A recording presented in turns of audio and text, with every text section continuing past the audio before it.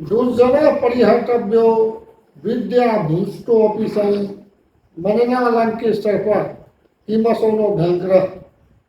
बहुजन विमर्श चैनल के इस 44वें एपिसोड को देख रहे आप तमाम दर्शक महानुभावों का हार्दिक स्वागत और अभिनंदन।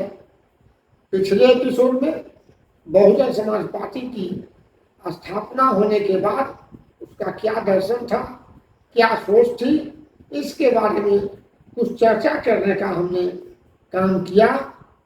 बहुजन समाज पार्टी की स्थापना हो गई। श्रीमती इंदिरा गांधी जो उस समय की तत्कालीन प्रधानमंत्री थी, उनकी हत्या हो गई और उस विषम परिस्थिति में आनंद फानंद में इंदिरा गांधी के छोटे पुत्र, इंदिरा गांधी के बड़े पुत्र राजीव गांधी को प्रधानमंत्री बना दिया गया। फिर देश में लोकसभा का चुनाव हुआ और लोकसभा का जो चुनाव हुआ, बहुजन समाज पार्टी नई नई बनी हुई पार्टी थी, लेकिन जितनी तैयारी थी उस तैयारी के बल पर बहुजन समाज पार्टी चुनावी मैदान में कूद गई। और उस समय तो मनोहर काशीराम साहब जिन जिन लोगों को तैयार किए थे, जो लोग बहुजन के क्षेत्र में, बहुजन विचारधारा के क्षेत्र में विद्वान हो गए थे, धीमान हो गए थे, वो सारे के सारे लोग तो मनोहर साहब की कसौटी पर नहीं कर उतरे। कुछ लोगों में महत्वाकांक्षा बहुत ज्यादा हो गई थी और हमारा जो विरोधी था, मानवता का जो विरोधी था, हमारे संगठन को कमजोर करने के लिए, उसे तोड़ने के लिए उस महत्वाकांक्षी लोगों को कई तरह का लालच दिया। हालांकि अभी तक कोई उस तरह का बाइफर्केशन तो नहीं हुआ था संगठन में, लेकिन उसकी बुनियाद लगभग तैयार हो चुकी थी। और इस गंभीर परिस्थिति में बहुजन समाज पार्टी चुनावी मैदान में कूद पड़ी। तो हरिद्वार उत्तर प्रदेश का उस समय का लोकसभा क्षेत्र था। उस क्षेत्र से कांग्रेस मीरा कुमार को, जो बाबू जगजीवन राम की पुत्री थी, और आईएफएस की नौकरी छोड़ाकर उसे राजनीति में उतारा गया था। तो हरिद्वार से मीरा कुमार चुनाव लड़ रही थी, कांग्रेस उसको टिकट दिया था। मीरा कुमार के लड़ने का मतलब खुद बाबू जगजीवन राम का चुनाव लड़ना था। कांग्रेस की पूरी ताकत, बाबू जगजीवन राम की पूरी ताकत मीरा कुमार के साथ लड़ गई थी।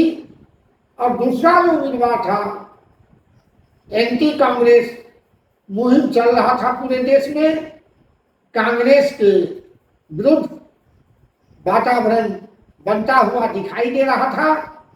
उसी एटमॉस्फेयर में आज रामविलास पासवान जी नहीं है, उनका देहांत हो चुका है। तो उस दौरान 1985 में जितना भी एंटी कांग्रेस अपोजिशन के लोग थे, उसका साझा उम्मीदवार रामविलास पासवान थे। और जो तैयारी थी कम या ज्यादा वामसेक के लोगों के द्वारा जो सहयोग मिला था, DS4 जिस तरह तैयार हुआ था, समाज जिस पैमाना पर तैयार हुआ था, तो बहुजन समाज पार्टी की ओर से पहली बार चुनाव लड़ने का काम 1985 में बहन कुमारी मायावती को चुनावी मैदान में उतारकर बहुजन समाज पार्टी किया। तो इस तरह से 3 उम्मीदवार मुख्य रूप से हरिद्वार से हुए। रामविलास पासवान हरिद्वार में हर की पौड़ी है, वहां जाकर उनको स्नान करवाया गया। यह भारत की विडंबना है कि संविधान मानवीय मूल्य की हिफाजत के लिए जाति विहीन समाज बनाने की वकालत करता है और इस बात को सुनिश्चित करता है कि भारत में जाति मुक्त समाज हो, जो जातीय पूर्वाग्रह से ग्रसित नहीं हो, लेकिन व्यवहारिक रूप से इस देश में कुछ और कारोबार चल रहा है। उसी के तहत रामविलास पासवान को कुछ जातिवादी मानसिकता के लोग तथाकथित उच्च वर्णीय, हम उसे उच्च वर्णीय तो नहीं कहेंगे, लेकिन तथाकथित उच्च वर्णीय लोग हर की पौड़ी में स्नान करवाते हैं और आशीर्वाद देते हैं। कहते हैं कि रामविलास पासवान जी का जो जन्म हुआ नीच जाति में हुआ, लेकिन चूंकि पवित्र नदी गंगा में स्नान करके और हम उच्च वर्णीय लोगों से जो ब्रह्मा के मुंह से सीधे पैदा लिए हैं, उनसे आशीर्वाद ले लिए हैं, अब इनकी जीत सुनिश्चित है। उसी दौरान मीरा कुमार क्यों पीछे रहती? मीरा कुमार ने कहा कि रामविलास पासवान एक दिन गंगा में स्नान कर लिए हैं तो क्या हुआ, मेरी पैदाइशे गंगा किनारे हुई, मैं तो रोज गंगा में डुबकी लगाती थी। और एक दिन रामविलास पासवान सो कॉल ब्रह्मा जी के मुंह से निकले हुए ब्रह्मा के औरत संतान यानी ब्राह्मण देव को पैर छूकर प्रणाम किए, और मेरे पिताजी रोज ब्राह्मण को प्रणाम किया करते थे, इसलिए मैं निकलूंगी। इन दोनों की जो मानसिकता थी स्वाखंड होकर जाति की व्यवस्था को प्रश्रय देने की थी। मानवर कांशीराम साहब तो रिजल्ट की परवाह किए बगैर कहे कि ये लोग जहां जहां बैठे हैं उसको गंदा किए हैं। इसलिए तो हमें याद आ रहा है कि एक फिल्म बनी थी, राम तेरी गंगा में ली, हो गए पापियों के पाप धोते धोते चाहे। मानवर कांशीराम साहब की जो ये सोच थी, जो इस तरह का स्टेटमेंट था, कहीं उसी के आधार पर जो प्रोड्यूसर था फिल्म का, फिल्म बनाया होगा। तो इस तरह से मानवर कांशीराम साहब बहन कुमारी मायावती को कहे कि ये लोग जहां जहां बैठे उसको गंदा किए, और इनके कुसंस्कार के कारण, कुकृत्य के कारण, कुकर्म के कारण गंगा भी मैली हो गई है। इसलिए इस गंगा में स्नान नहीं कर, भीम गंगा में स्नान करो, बुद्ध गंगा में स्नान करो। तो मानवर कांशीराम साहब बहन जी को बाबा साहेब ज्योतिबा फूले, छत्रपति साहू जी महाराज, नारायणा गुरु, संत परियार और तथागत कर्मा अवतार भगवान बुद्ध के द्वारा तैयार किए निर्मित सील की गंगा में स्नान कराए, जो मानवता के लिए गंगा का विचारधारा, गंग समान विचारधारा, सील पर आधारित विचारधारा था, सदाचरण पर आधारित विचारधारा था, समाज कल्याण पर आधारित विचारधारा था। उसमें मानवर कांशीराम बहन जी को निमज्जित करा, डुबकी लगा, उस लायक बना करके चुनाव में उतार दिए।